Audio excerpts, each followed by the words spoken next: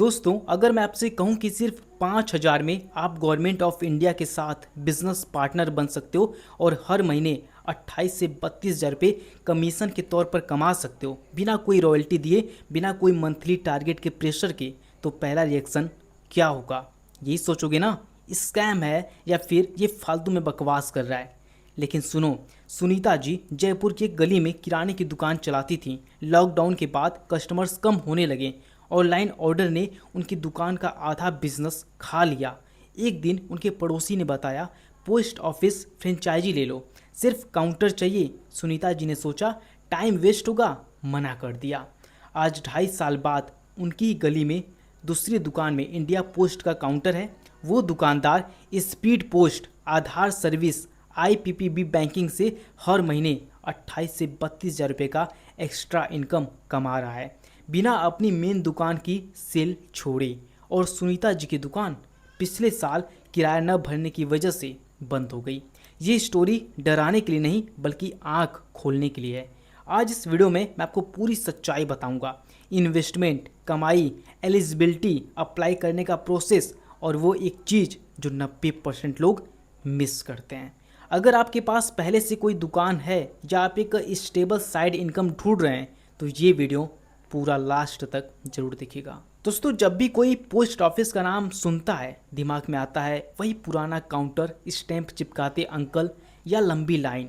ये इमेज अब भूल जाओ। डेटा रिपोर्ट कहता है कि इंडिया पोस्ट के पास 1.5 लाख से ज़्यादा पोस्ट ऑफिस हैं। दुनिया का सबसे बड़ा पोस्टल नेटवर्क। सिर्फ चिट्ठी पार्सल नहीं, speed post, registered post, India post payment bank जिसे हम आईपीपीबी कहते हैं, पोस्टल लाइफ इंश्योरेंस, आधार एनरोलमेंट, पैन सेवा, बिल पेमेंट और अब अमेजन, फ्लिपकार्ट, मीशो जैसी ई कॉमर्स प्लेटफॉर्म्स की लास्ट माइल डिलीवरी भी है। यानी ये ब्रांड सिर्फ सर्वाइव नहीं कर रहा है, ग्रो कर रहा है। और ई कॉमर्स वैल्यूम हर साल बढ़ रहा है, जिसका सीधा फायदा फ्रेंचाइजी होल्डर्स को मिलता है। समझने वाली बात ये है, हर गांव, हर कॉलोनी में फुल पोस्ट ऑफिस खोलना पॉसिबल नहीं है।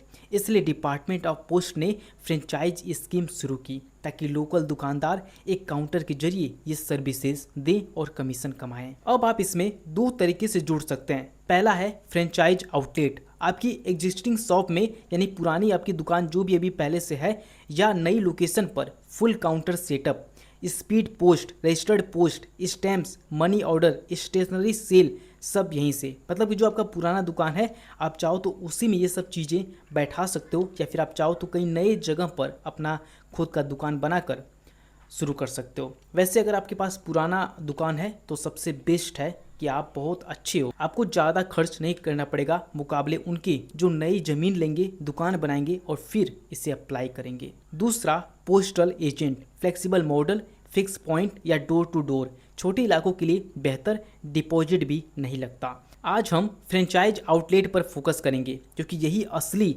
स्केलेबल कमाई है। अब हम जानते हैं इन्वेस्टमेंट के बारे में। 5,000 security deposit, national saving certificate NSC के फॉर्म में ये पैसा खर्च नहीं होता, आपका ही रहता है, बस डिपॉजिट के तौर पर रखा जाता है। अगर पहले से दुकान है, इंफ्रास्ट्रक्चर कॉस्ट 0 के करीब हो जाएगा। अगर नई दुकान लेनी है, counter, computer, printer, basic furniture मिलाकर ये सब 1 से 1.5 लाख तक लग सकता है। जैसे कि मैंने आपको पहले बताया, अगर आप नई ज़मीन पर लेंगे तो आपको पूरा इंफ्रास्ट्रक्चर बनाना होगा, तैयार करना होगा। लेकिन अगर आपके पास पुराना दुकान है तो उसी में आप ये चीज़ अप्लाई कर दो। कोई फ्रेंचाइजी फीस नहीं, कोई मंथली रॉयल्टी नहीं, कोई हिडन चार्ज नहीं। तुलना के लिए सोचो, किसी प्राइवेट कुरियर या रिटेल फ्रेंचाइजी में 50,000 से 2 लाख रुपए तक सिर्फ फ्रेंचाइजी फीस लगती है।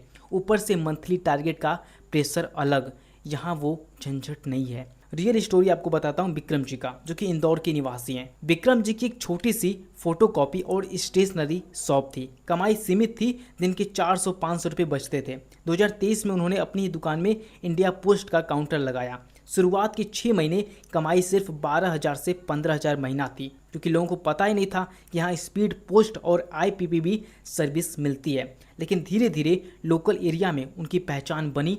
आज 2 साल बाद विक्रम जी सिर्फ इस काउंटर से महीने के 38,000 कमा रहे हैं। अपनी मेन स्टेशनरी शॉप की कमाई के अलावा उनका कहना है, शुरुआत में पेशेंस चाहिए, ये रातों रात अमीर बनाने वाला बिजनेस नहीं है, लेकिन स्टेबल है, मतलब आपको एक फिक्स इनकम देता जाएगा 28,000, 30,000, 32,000 जैसा आप काम करते हैं। अब बात करते हैं इसकी कमीशन स्ट्रक्चर की। रजिस्टर्ड आर्टिकल बुकिंग पर fix commission, speed post bookings पर फिक्स कमीशन, और अगर बुकिंग 1,000 पार करे तो 20% एक्स्ट्रा कमीशन। मनी ऑर्डर पर ट्रांजैक्शन वैल्यू के हिसाब से कमीशन मिलता है। स्टैम्प्स और स्टेशनरी की सेल पर percentage commission. Postal life insurance यानी PLI एजेंट के तौर पर काम करने पर अलग कमीशन मिलता है। IPPB बैंकिंग सर्विसेज पर भी कमीशन है।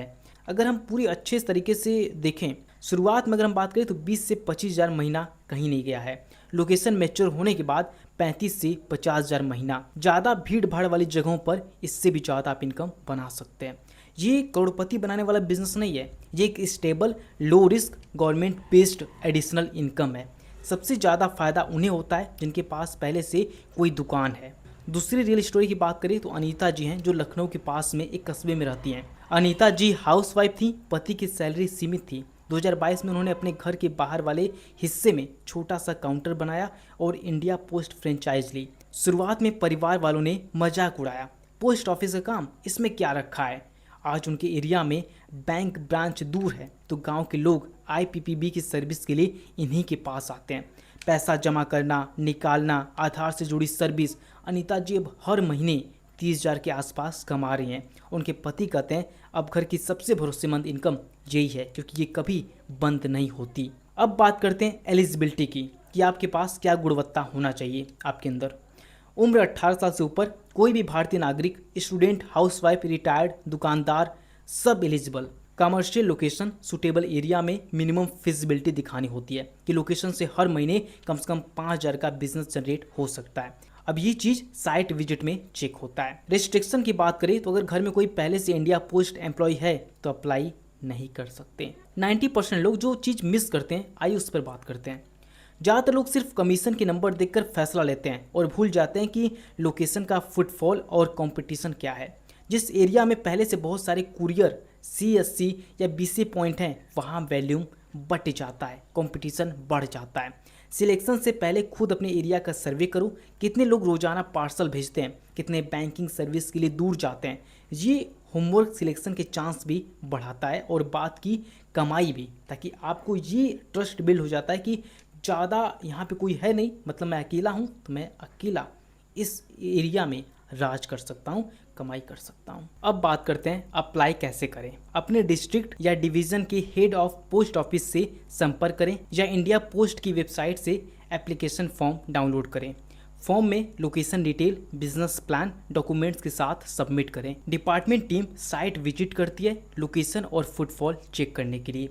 सिलेक्शन होने पर 5,000 NSC डिपॉजिट करें और एग्रीमेंट साइन करें। डिविजनल हेड 14 दिन के अंदर फाइनल सिलेक्शन करता है। 1-2 महीने में काउंटर ऑपरेशनल हो जाता है। सुनीता जी की स्टोरी याद है, जिन्होंने मौका ठुकरा दिया था। ये गलती मत दोहराना। ये बिजनेस ग्लैमरस नहीं है लेकिन सॉलिड है और आने वाले समय में ई-कॉमर्स और डिजिटल बैंकिंग बढ़ने के साथ ये और मजबूत होगा।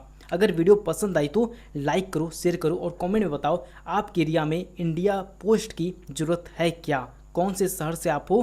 कोई सवाल हो तो कमेंट में ज़रूर पूछना, मैं ज़रूर जवाब दूंगा। अगर आप नए हो तो चैनल को सब्सक्राइब जरूर कर लेना, साथ में घंटे को दबा देना ताकि अगली वीडियो जब भी आए आप सबसे पहले देखो। अगर आप ऐसे और बिजनेस आइडियाज़ के बारे में जानना चाहते हो तो आप यहाँ पर क्लिक करके देख सकते हो। मैं आपसे मिलता हूँ वहीं पर, तब तक के लिए बहुत बहुत धन्यवाद।